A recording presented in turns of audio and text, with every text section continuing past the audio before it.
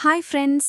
நாம இப்போ முழுக்க முழுக்க குழந்தைகளுக்கு ஏற்ற மென்மையான இனிமையான கலந்த கதையை பார்ப்போம். கதை தொடங்குவோமா? கதையின் தலைப்பு சிறு குரங்கு சிட்டு மற்றும் வண்ணத்து பூச்சியின் ரகசியம். இப்போ வாங்க கதைக்குள்ள போவோம். அடர்ந்த பச்சை காடுகளால் சூழப்பட்ட ஒரு அழகான மலைப்பகுதியில் மனிதர்களின் காலடி சத்தமே அறியாத ஒரு சிறிய காடு இருந்தது. அந்த காடு எப்போதும் பறவைகளின் பாடலாலும் இலைகள் காற்றில் ஆடும் சப்தத்தாலும் உயிரோடு இருந்தது. அந்த காட்டின் நடுவில் ஒரு பெரிய பாறையின் மேல் சிட்டு என்ற ஒரு சிறிய குரங்கு குட்டி வாழ்ந்து வந்தது. சிட்டு மற்ற குரங்கு குட்டிகள் போல் குதித்து விளையாடுவதை விட அமைதியாக சுற்றுப்புறத்தை கவனிப்பதில் அதிக ஆர்வம் கொண்டது.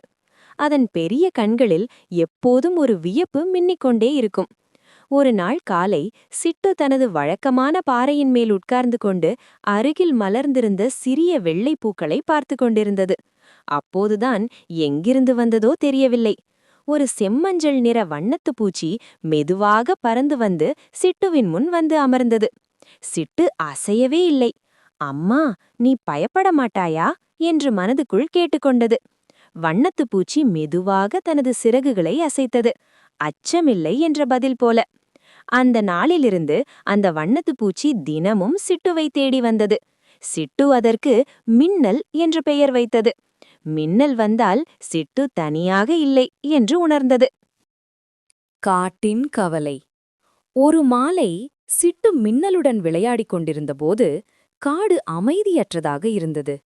பறவைகள் கூச்சலிட்டு பறந்தன, மிருகங்கள் ஓடின. தூரத்தில் மனிதர்களின் குரல்கள் கேட்டன. மரம் வெட்ட வருகிறார்கள் என்று மூத்த குரங்கு ஒருவர் சொன்னார். சிட்டு பயந்தது. இந்த காடு இல்லாமல் போனால் மின்னல் எங்கே போகும்? பூக்கள் எங்கே மலரும்? அந்த இரவு சிட்டு தூங்கவே இல்லை. மின்னல் அதன் அருகில் வந்து அமர்ந்தது. அந்த சிறு வண்ணத்து பூச்சி சிட்டுவின் காதில் மெதுவாக சொன்னது போல ஒரு உணர்வு ஏற்பட்டது. காடு காப்பாற்றப்பட வேண்டும். சிறியவன் செய்த பெரிய செயல். அடுத்த நாள் காலை சிட்டு தன் தைரியத்தை திரட்டிக்கொண்டு காட்டின் எல்லை வரை சென்றது. அங்கே மனிதர்கள் மரங்களை வெட்டத் தயாராக இருந்தனர். சிட்டு அவர்களின் முன் ஓடி வந்து மரத்தின் அடியில் உட்கார்ந்து கொண்டது. அதன் பெரிய கண்களில் கண்ணீர். அந்த காட்சியை பார்த்த மனிதர்களில் ஒருவரின் மனம் நெகிழ்ந்தது.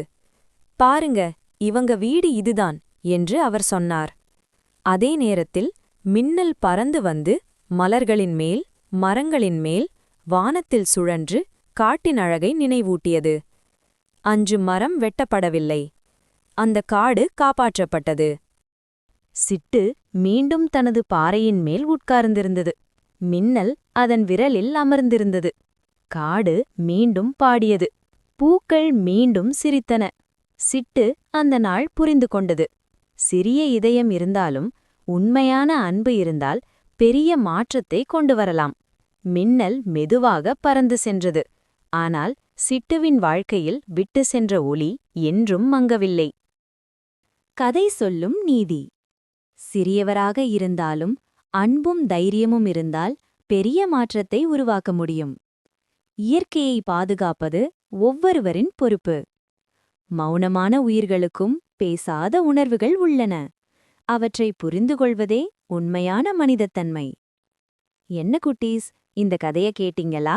உங்களுக்கு பிடிச்சிருக்கா? பிடிச்சிருந்தா இன்னும் இந்த மாதிரி கதை கேட்கணும்னு ஆசைப்பட்டீங்கன்னா லைக், ஷேர், சப்ஸ்கிரைப் பண்ணுங்க. பாய்.